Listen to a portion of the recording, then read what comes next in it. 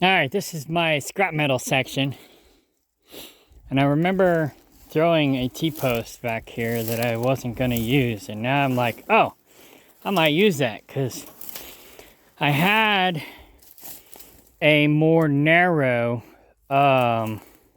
T-post pounder. But now I have a wider T-post pounder. So, some of this metal's worthless. But some of it's still usable. And so I just throw all the scrap metal over here, basically. I don't see the T-post offhand. There's two other T-posts here that might still be usable for stuff. I got these from a customer that I did some work for. She wanted to get rid of them. And they were basically trellises to grow food, vine plants on. They'll have to be pounded in with a hammer. Because, yeah. But anyhow, they're still usable. I just put them here because I probably won't use them. But I might. You never know. So, now I can't find that T-post. Oh, there they are. Found them.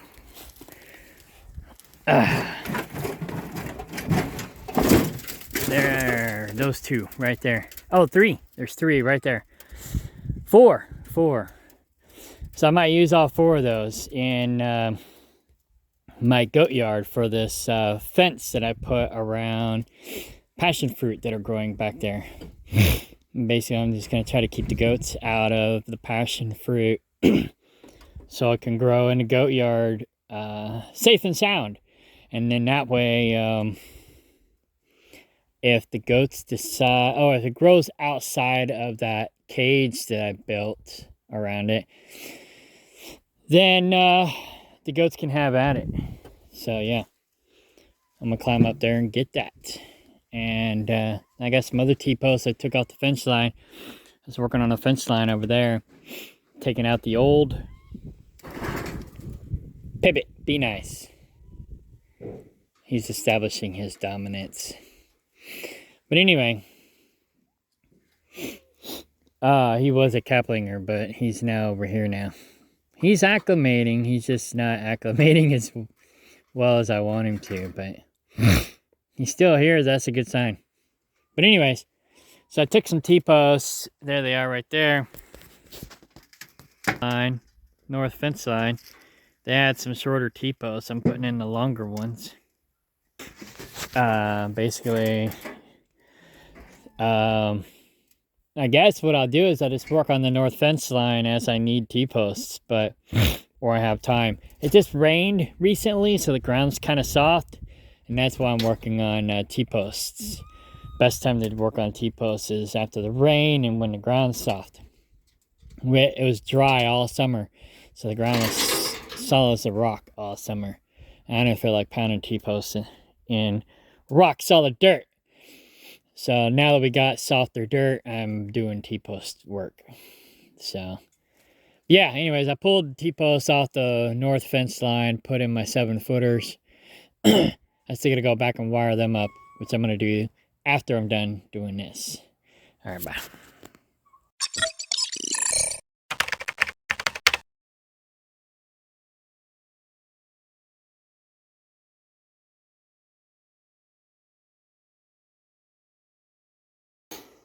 Now I'll show you a little trick.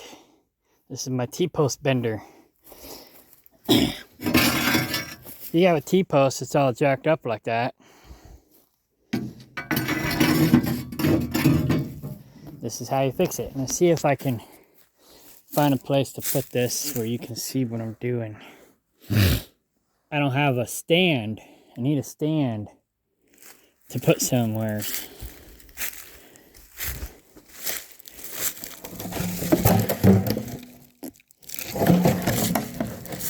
Maybe this will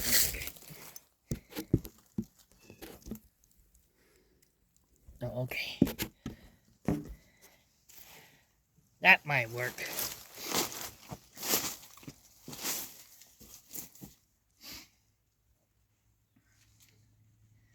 is how I straighten out bent T-posts.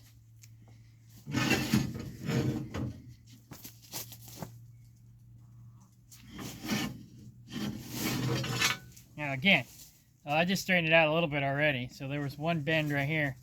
I got a couple more bends that gotta go.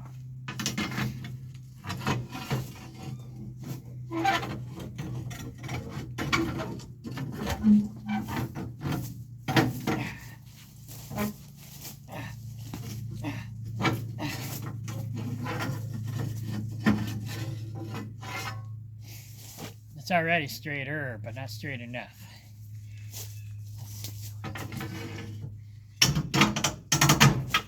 Come on, work with me.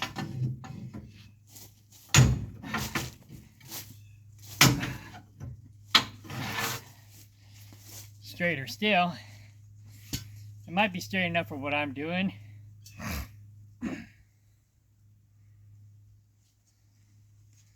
Especially if I put it in this way. So that's a lot straighter. Let's see if I can get it more straight.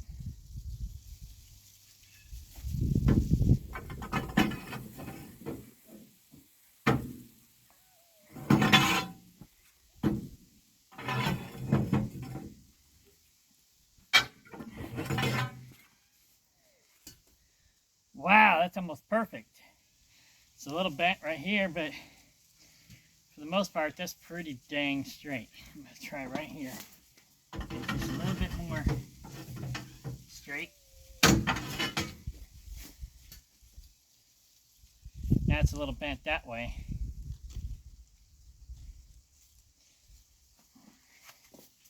Right about there.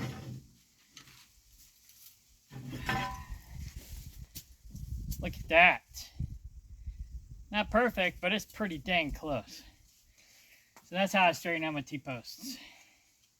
Just in case you can't see it from that angle. So yeah. Voila.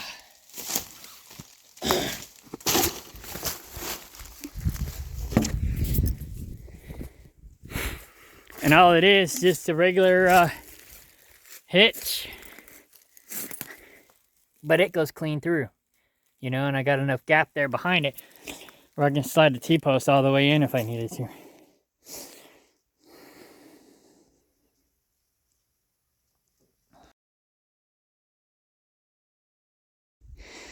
Alright, before I get too far, I'm already a little worn out. But anyhow, this is basically what I'm doing. Probably, should maybe put a couple more in here. Or maybe I should just put these in a little further down. But I just want to keep the goats from pushing this closer to that pallet and getting the passion fruit when it grows up on this pallet. You can't see the passion fruit anymore because it's died back for the winter. But basically, the game plan is just keep the goats away from that pallet so the passion fruit can grow. And they can eat whatever grows out here, whatever they can get to with the sticking their heads through this. That's fine. I just don't want them in there killing the passion fruit. So yeah, that's basically what this is for. And these T-posts, they don't matter, you know. Like this one here. This came off the north fence line. It was broke and bent.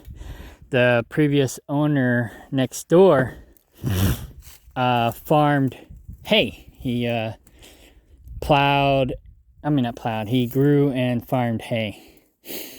But whenever they'd run their tractor along the fence line, it would tear up T-posts sometimes if they got too close. And they jacked up a couple of my T-posts and a couple of their T-posts. So I just showed you my bending mechanism, so it's not that bad. But if they break like that, then they're kind of worthless. So I use them for miscellaneous projects like this, where it doesn't matter what kind of T-post I use, as long as it's strong enough to keep the goats out. The evil goats. She looks like a dinosaur goat. It's like, I resemble that remark. I saw a picture online. I'll have to attach it to this video. But I was Googling best dual-purpose goats, milk goats, blah, blah, blah. And I saw a picture of a goat that looks just like her on a website. Blue collar and everything. It's funny. Spitting image. So I'll attach it to this video and you can see how much identical the two goats are. So funny. So yeah, I trimmed their hooves yesterday all by myself. I found the lanyards that I needed yesterday. Today I found them anyways. I just had to wrestle the goats down to the ground inside that corral over there. I just wrestled them down to the ground and basically sat on them while I trimmed their hooves. But they're doing a lot better now. And I'll eventually build them a little rock mountain, kind of like an Aztec pyramid, but a miniature one for them to climb on, play King of the Mountain, and then they can keep their hooves trimmed so I don't got to do it. Or I don't have to do it as much. So if you don't have a rocky environment, you got to trim their hooves more. Minimum twice a year. Maximum probably 3 times a year. 4 times. So I'd say 2 to 4 times a year. So if you do at least 3 times a year, you're doing good. So yeah, I've got them on a schedule basically every 4 months. I got them, let's see, when did I get these guys?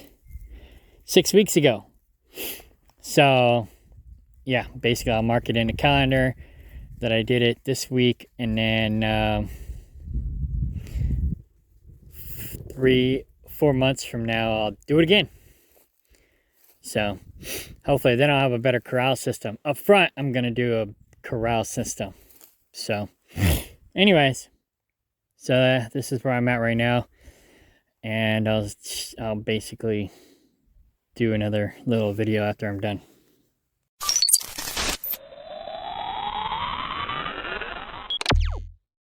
Alright, I changed out their collars. I found the collars I had on the old goats. They had boy collars on before, so I changed them to the light blue, which is the girl collars. I was color coding them. I was doing that Nigerians with red and pink, and the Kiko Spanish goats with blue and light blue. And these are Nubians, but they're all girls. Paul's a weather, so he gets orange. And then I'm not sure how I'm gonna do this breeding thing next year, but I'm probably gonna go back to my original idea and breed in Saanens as well. So it'll be a Saanen, Kiko, Spanish, maybe even Nubian, and Nigerian. That way they'll have better milk and meat. And now I might have a boar. I might have boar in there too, because they say boar has more bulk. So I might get a boar female, keep one of the Nubians, get a Saanen female, get a Kiko female, and then basically all the bigger ones I'm going to probably just get females, and all the smaller ones get males. And that way I'll breed down the size, keep the milk quality, and also get some of the meat quality as well. But I want them to have bulk, but I don't want them to be tall. Paul's funny. He almost acts like a Billy, even though he's a wether.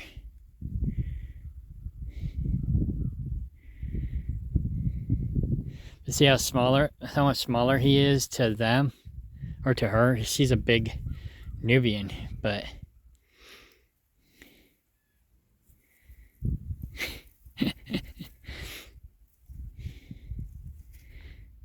even though she's the alpha female, she still follows his lead as if he's a buck, which is funny.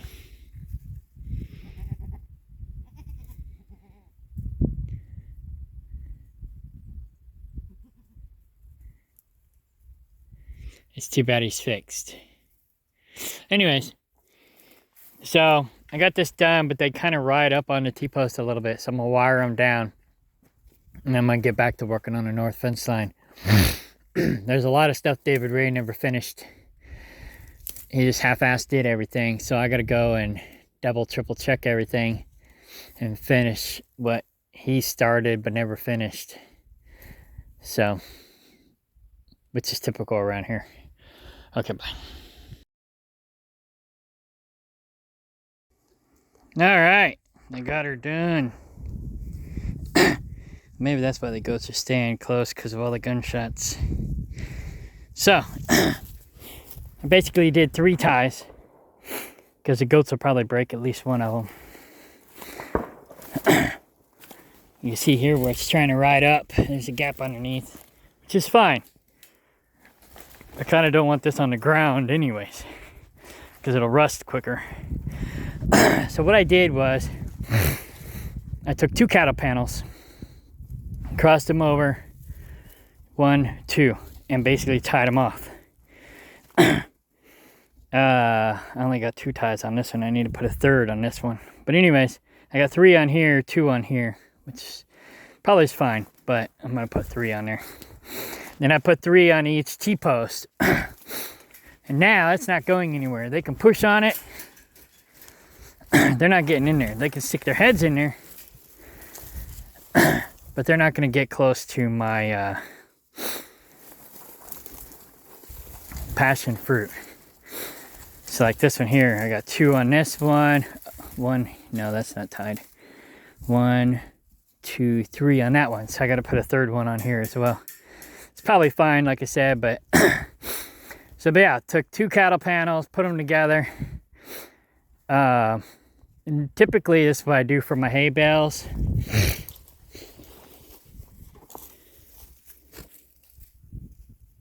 It's grass growing in this hay. But anyways, this hay is still somewhat decent, but it's old. So they can still chew on it, but it's not that great. I'm gonna get a couple more hay bales. But what I did with this was, and they don't probably need the hay bales, but I might get them 1 for each yard for the winter, just to be safe. But I did the same thing here. I took 1 cattle panel, pulled it together, and basically overlapped it by 2 rings, and then tied it to itself. And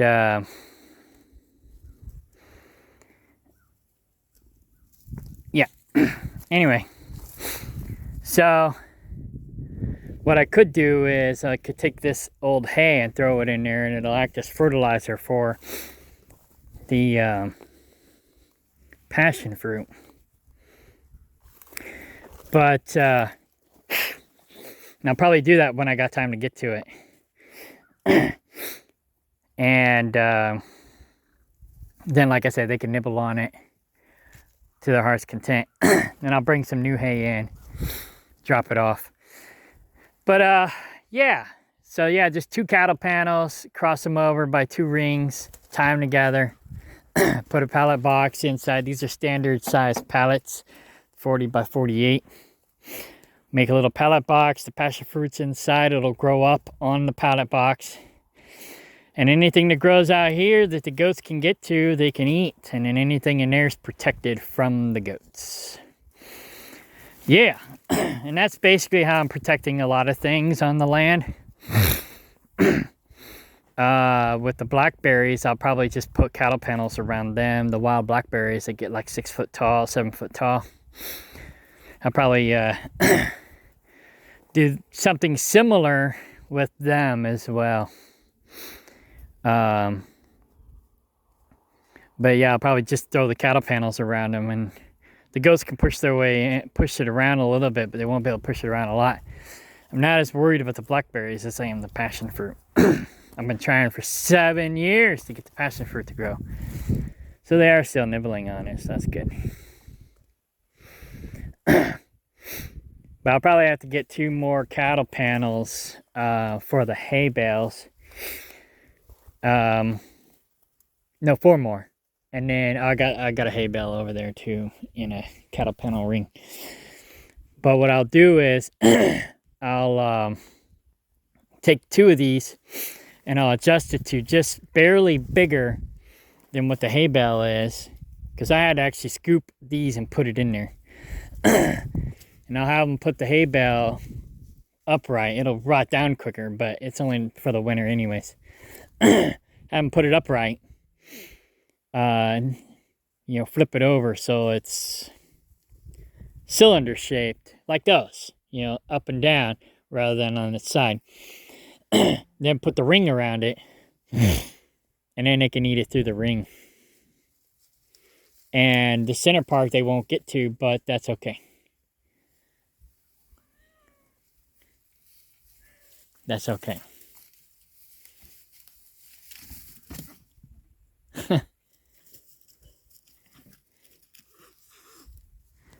Swirl, be nice. This is Swirl's territory back here. She's the goat cat.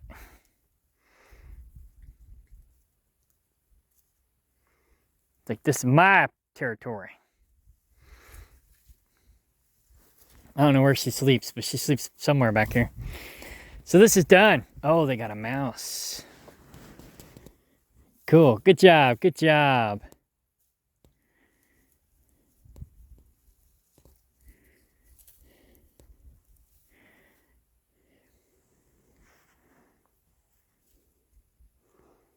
This is why I got cats. Crunch, crunch, crunch. Keep the mice down.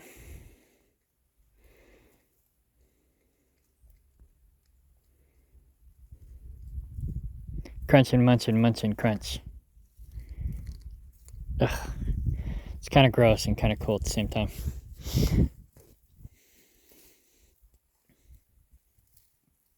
But anyways, yeah, Swirl sleeps back here. And I got to finish their goat house. Made one in the other goat yard. This is their old one. It's crap. This is the one I'm working on now. That might be where Swirl is sleeping. I don't know. I need to get another long pallet like this to go across the top. Actually, I need 2 more like this to go across the top here.